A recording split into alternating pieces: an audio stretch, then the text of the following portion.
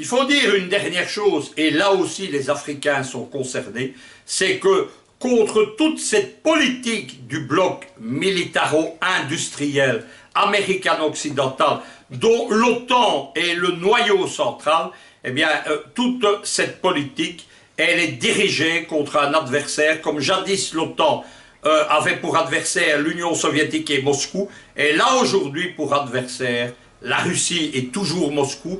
On y ajoute Pékin, mais la préoccupation en Eurasie et en Eurafrique, ce sont les Russes.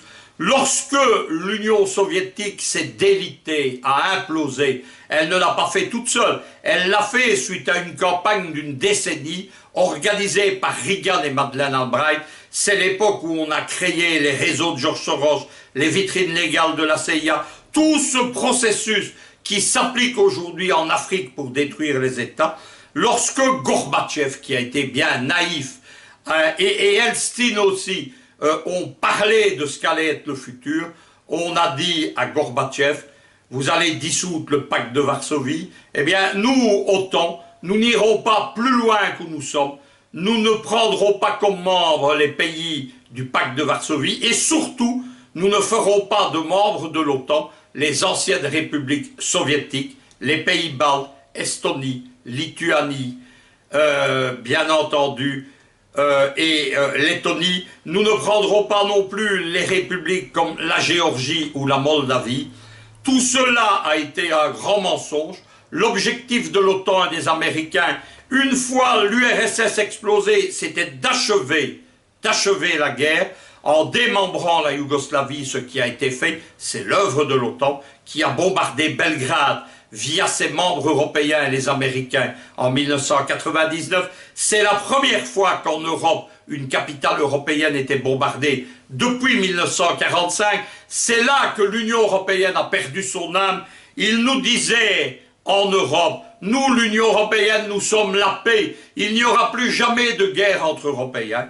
Ils sont allés bombarder les Serbes, ce qui est encore plus grave. Les Français sont allés bombarder leur allié historique des deux guerres mondiales. À partir de ce moment-là, l'OTAN a continué sa marche. Elle a inclus tous les ex-pays du pacte de Varsovie. Elle a inclus, bien entendu, la partie de l'Allemagne de l'Est qu'avait annexé la République de Bonn. Et puis, elle s'est emparée des républiques baltes, dont elle a fait des forteresses anti-russes. C'est à Vilnius, en Lituanie, par exemple, qu'on pratique la cyberguerre contre Moscou.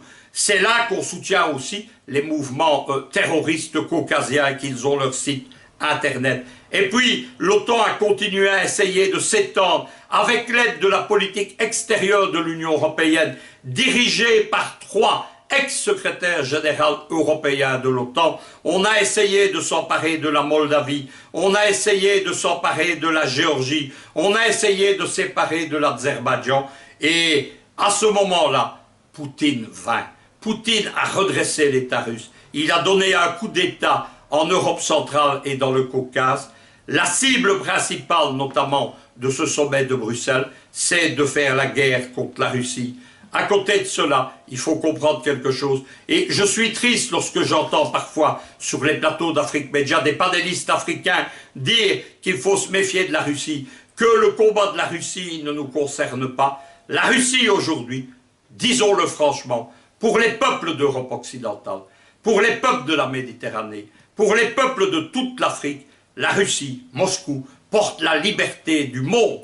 C'est le dernier grand État indépendant avec Pékin qui dit non à la superpuissance américaine, qui dit non à la domination mondiale d'un seul, imposant ses lois, sa civilisation, son économie et ses multinationales.